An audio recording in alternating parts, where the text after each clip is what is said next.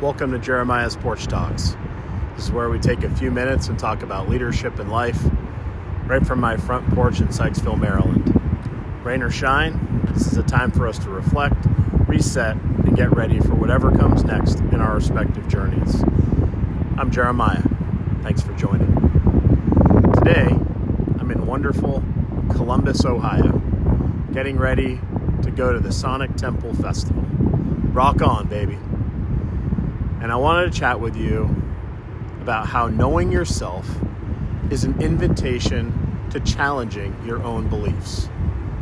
So let's get into it. Have you ever caught yourself reacting to something and then thinking, well, that's just how I am? Of course you have. Me too. We all have those default settings, ways that we see the world, ways we respond when things get tense or uncertain. And while there's nothing wrong with knowing how you're wired, it gets dangerous when we start using those patterns as permission to stop growing. And it can be a sneaky thing. This idea that I'm just this way because I've always been this way.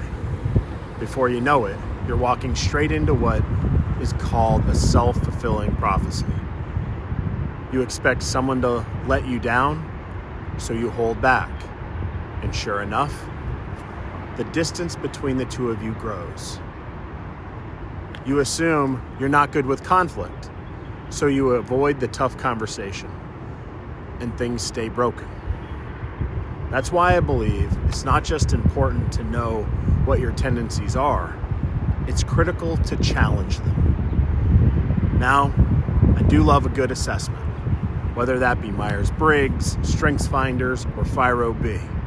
They're not perfect, but they've helped me identify some of my own patterns, where I tend to lean on certain things, how I naturally lead, and where my blind spots are. But I don't stop there. I take what I learn about myself and use it to ask myself better questions, counterintuitive questions. And if I tend to take charge, which I do, I ask myself, where do I need to step back?